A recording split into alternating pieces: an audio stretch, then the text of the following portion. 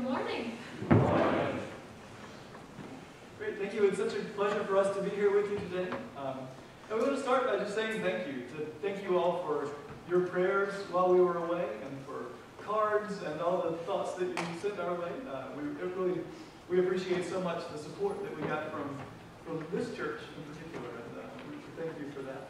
And we also thank you for offering support. We were in Israel last year, and we were part of the Adventurer program of the Virginia Baptist Mission Board. So the Alma Hunt offering and the other offerings that churches around Virginia have been giving have supported us for the last year. And so we do thank you for that. So we went to Nazareth. And as we were thinking about going to Nazareth, we didn't know exactly what to expect. And we may have this idea in your head of Nazareth as this village that you see in your Sunday school books, this little town in the past. And we were thinking of Israel, and you think kind of a desert. And there are camels. And so we came with these pictures in our head, and we got to Nazareth, and it's a pretty big city. There are about 200,000 people living in the greater Nazareth area. And Israel is a pretty diverse country. There are green flowing mountains and flowers and beautiful ocean. There's some snow in some areas in the winter. So Israel is a beautiful place to live. And this is Nazareth, this little hilly town that is now a pretty big city. And our life in Nazareth was in some ways strikingly similar to life here, and in some ways strikingly different. We walked into our apartment the first day, and it was wonderful. You know, we had a washer and dryer for the first time. We had wireless internet. It's a very well-equipped modern country. But it was interesting to do things like shopping in Nazareth, because instead of going to a big supermarket, you'd go to one store and buy your bread at the bakery. You go to another store and buy your produce, and go to another store and buy your spices. On the way down the street, you sometimes almost get hit by a motorcycle, and sometimes accidentally kick a chicken in the road. And so there were things that were very different, maybe than like in Blackstone. But there are also modern conveniences, an Ace Hardware and a Toys R Us and an Office Depot and some fancy clothing boutiques where we couldn't afford anything. So there are things that were very familiar as well. And one of the challenges to shopping was that, everything was written in a different language, either in Arabic or Hebrew. So sometimes we'd come home with food from the store and flip through our dictionary to try to figure out what we had actually purchased. We thought we had a big block of cheddar cheese one time and bit into it, and it was a 2-pound block of butter. So, you live and learn.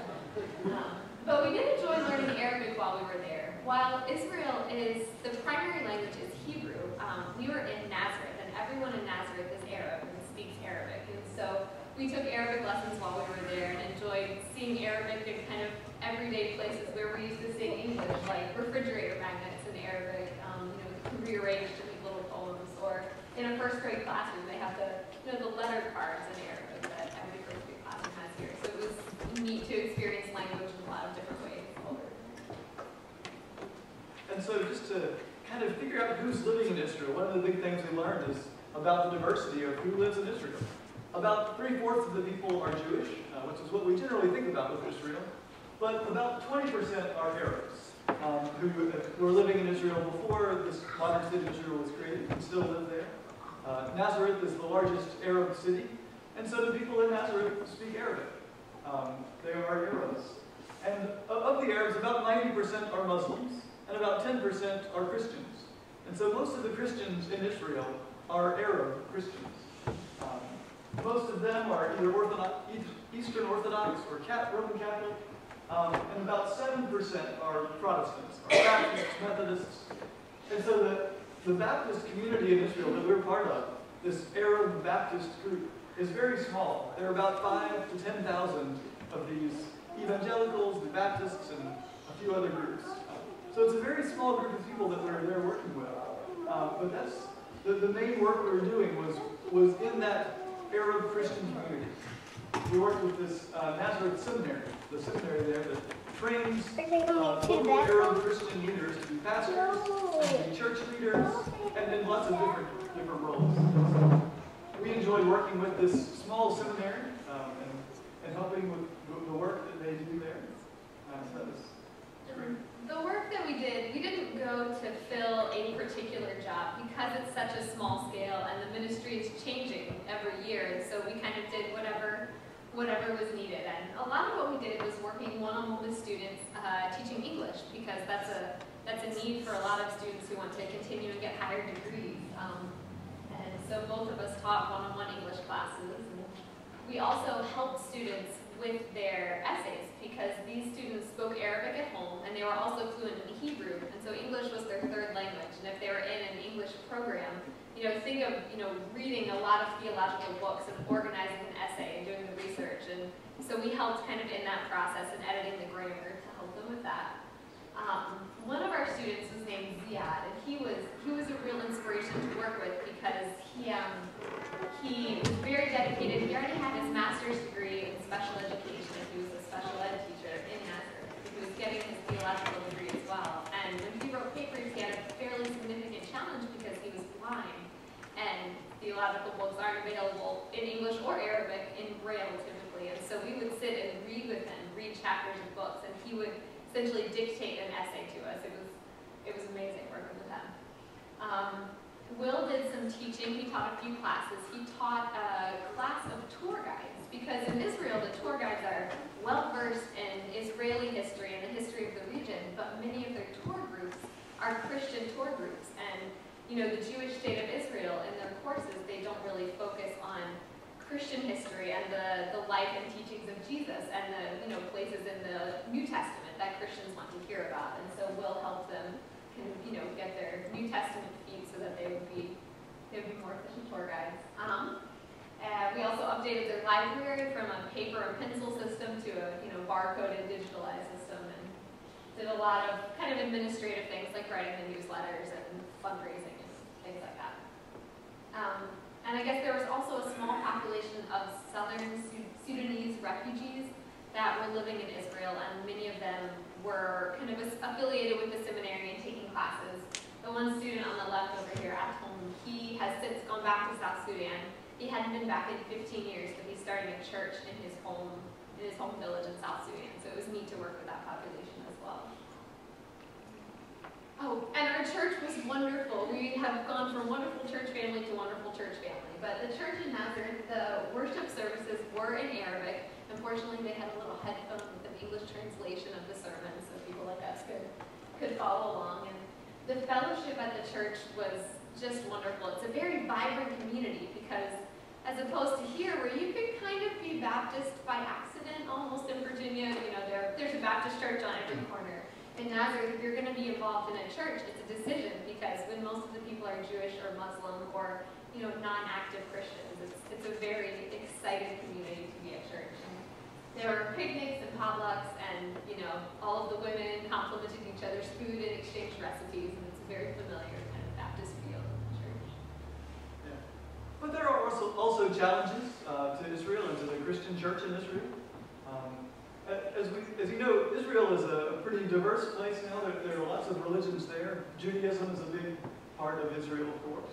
Christianity has been there since the beginning. There have been Christians in Israel, and Muslims as well. And also some other religions, Baha'i and some other faiths that we don't ever even hear about here. People are in Israel, in the Holy Land, and are practicing their faith.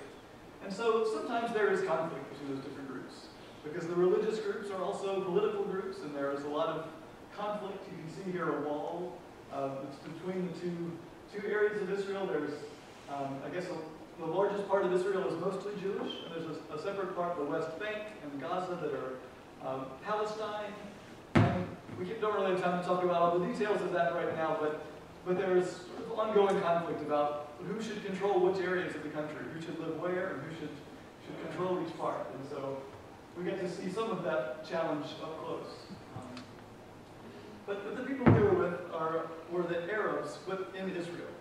Yeah, and while they felt fortunate to live in Israel with its technology and kind of Western feel to it, they also had some challenges, because they were treated as second-class citizens, and there was a lot of systemic discrimination against the Arab citizens in Israel. Things like they had extra security screenings at the airports, and Some jobs aren't open to Arabs, like civil engineering and technology jobs. Arabs can't apply because it's a security threat. And there are quotas in university programs limiting the number of Arab students who can enter to, say, 2% of any incoming class, while they make up 20 to 25% of the population. So it's a choice for many of them whether to stay in Israel with their family, which is so important, or to leave and pursue a life in the United States or in Europe, where they can have the career choices and the freedom to have an improved quality of life.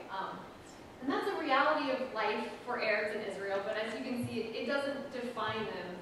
All of the families that we know you can tell in this picture that it's a pretty happy group of people, and we loved getting to know them. It was wonderful to spend some time with families, because as I mentioned, family life was so important. And families actually live together in the Arab community.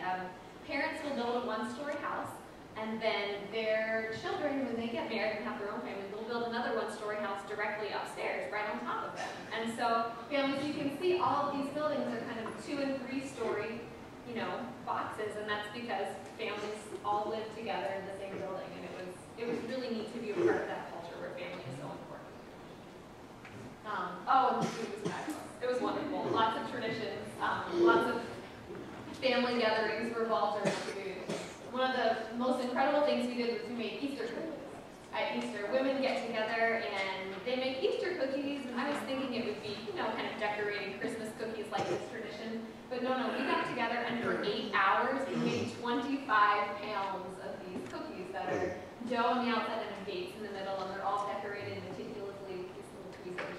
But it was neat to be a part of the traditions like that are so important in Arab life, and to just really be involved in their community. A wonderful experience. So we got to participate in a lot of different things, as well as the seminary's work. The local Baptist school, which is kindergarten through 12th grade. Erin volunteered every Friday there, and she taught English with the youngest kids, and sang some songs and played games, and had fun with them there. So it was neat to be part of that group and see what they were doing. Spoke in a few churches and visited a few different Baptist churches in the area, and that was neat to be a part of that. And Erin gave some English lessons to some kids and families in the area, and just helping them with English and helping them get a little bit better with their grammar and things like that. And in the last few weeks we were in Israel, we helped with Bible school, which was such a fun way to end our time in Israel, playing games and singing songs and teaching baseball, a game that they'd never heard of before. That was this new thing. Water balloons are always fun, but it was great to just be part of those camps and to see those kids. We also did a Bible school in a small village nearby that's called Torah, which is a very small place, and it was neat to be part of that. This actually was where we took the bracelets that came from the church here, the salvation bracelets with the beads, the different colors. We brought them here to this Bible school and shared with the kids. So that was kind of our year in Israel. There's so much more. We can talk for hours about this. So if you have any questions about things, come find us afterwards. We'd love to talk more about it. But now we are back in Virginia, back in Charlottesville, and we're so happy to be here with you today and share a few pictures and just to be worshiping with you.